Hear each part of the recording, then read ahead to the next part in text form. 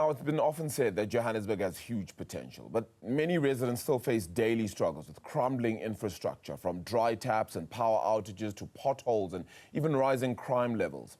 The city is also under political pressure. Last week, a motion of no confidence against Mayor Dada Morero was tabled, but did not proceed, raising questions about metro stability.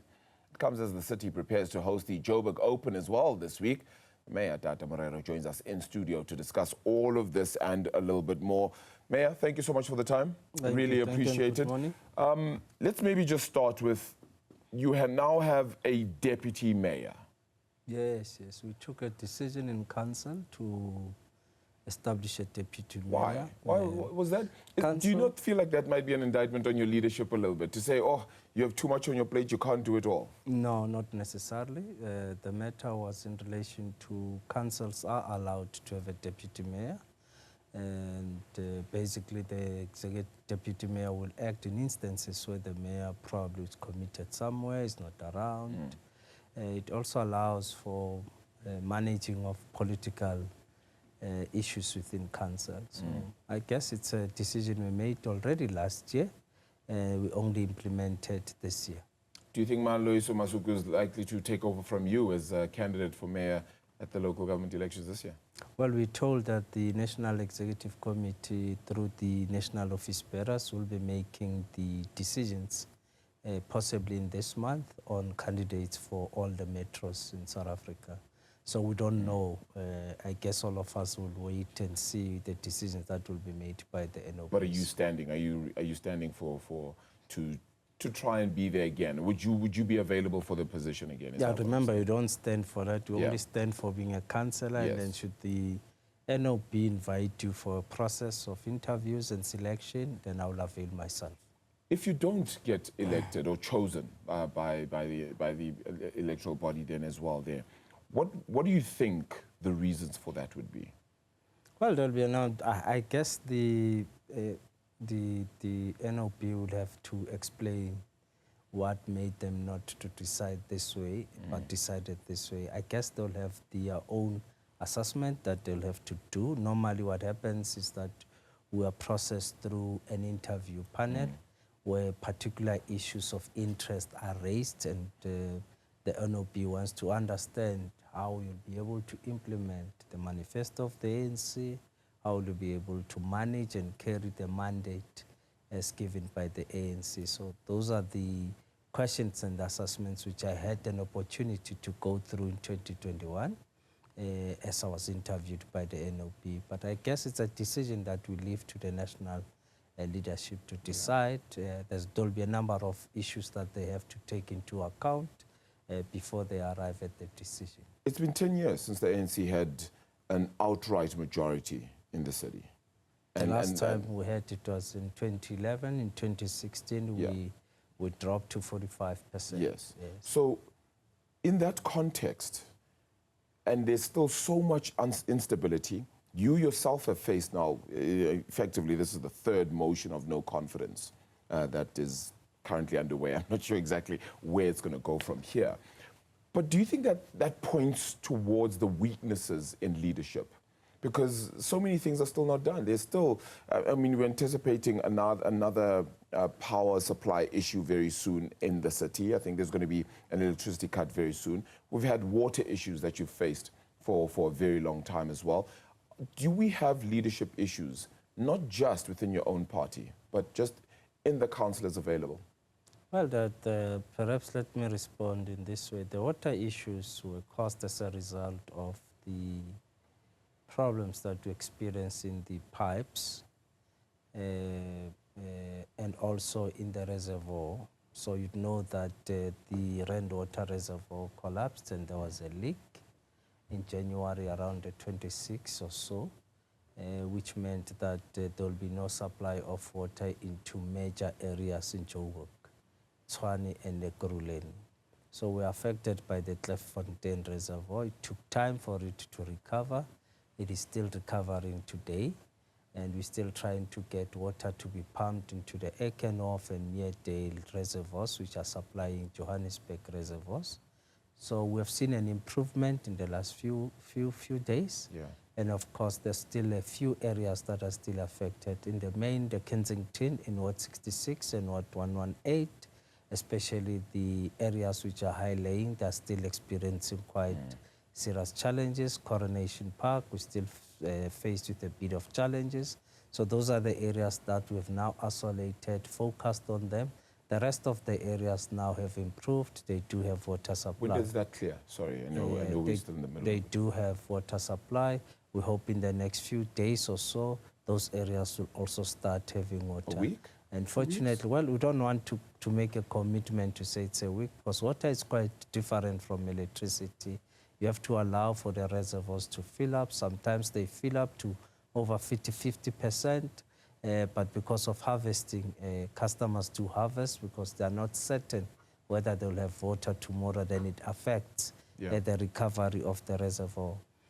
But the investment that we have to do now is to invest into our pipe in network, because we are now alive to the fact that the leaks are too much. It requires entire replacement of our pipes.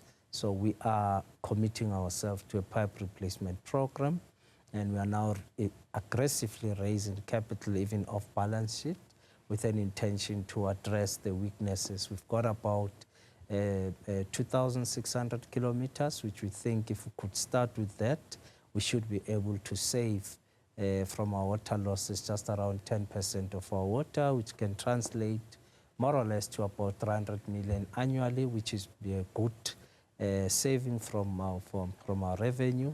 So we are focused on that. We're engaging with financial institutions to see if we can be able to raise that money to invest into our pipe replacement. Is that to confirm, though, that there is no money for Joburg right now to be able to fix these things, to fix the electricity issues, to fix the infrastructure like potholes, traffic lights, etc.? No, in terms of our water infrastructure, we investing just around 1.7 billion to Joburg Water, but we think we need more. At least we need about 3 billion annually for us to be able to address this thing.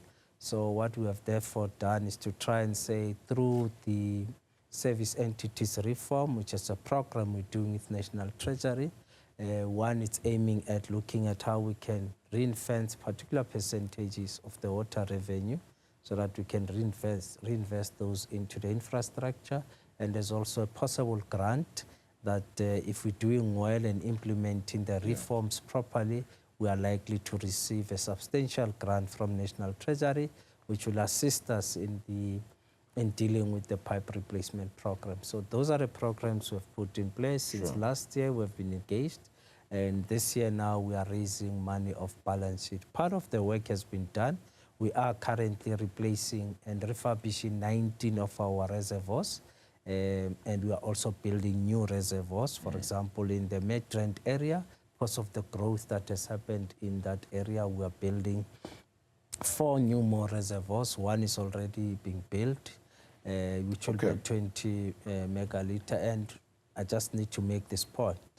The other 10 megaliter has been built by the private sector, which is an important indication of the partnerships that we are also creating with the private sector. Look, Mayor, I mean, I'm just running out of time as well, but I just wanted to also get through to this. I mean, Finance Minister Enoch Godongwana saying in an interview with Bloomberg, it wasn't last week, it was the week before actually, he said, and this was about Johannesburg itself, he said, the fact that officials, and then quote, can't provide any basic services at the moment, whether it's water or anything else, must be a red flag.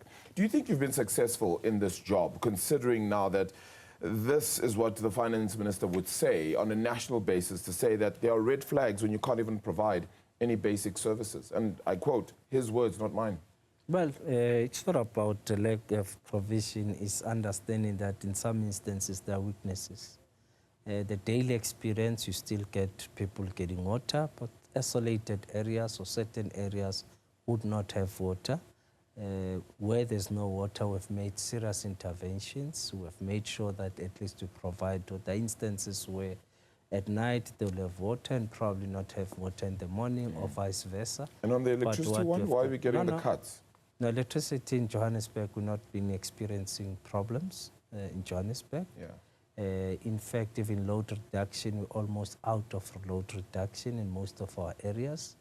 ESCOM supplied areas also have been doing quite well in Soweto, in Orange Farm. So generally, there's not been major issues on electricity. Yeah. All right. Very quickly, then we can shift focus a little bit. Joburg Open. Last year, it wasn't a South African who won it. We unfortunately had a Scotsman in Mr. Hill who won it there, but a lot of South African contenders. Are we ready? Can we host it? Are we fit enough? Are our facilities fine? Is there enough water to water some of the golf courses, especially the one in Houghton, which is where this is going to be playing out from this weekend? Well, we're fortunate that we're hosting in Houghton. That area has not had water issues because of where it's supplied. Remember, the network supplies differently from area to area. Yeah. So we've not had situation of no water in Houghton. And of course, most golf courses will also use groundwater to keep their grass orderly. So it's an exciting event once more. It's the 18th edition that we are hosting. We have had at least 10 South Africans winning it. Hopefully this year, a South African will win it again. So that we increase on the number of South Africans winning it. But it's an international sport. It brings all important players from all over the world descending to Joburg. It is watched at least by over 200 countries where it's been broadcast live. Sure. So it's an exciting event, and it does confirm that Johannesburg is indeed an investment destination. It's a sports destination, and will continue to attract important events, international events coming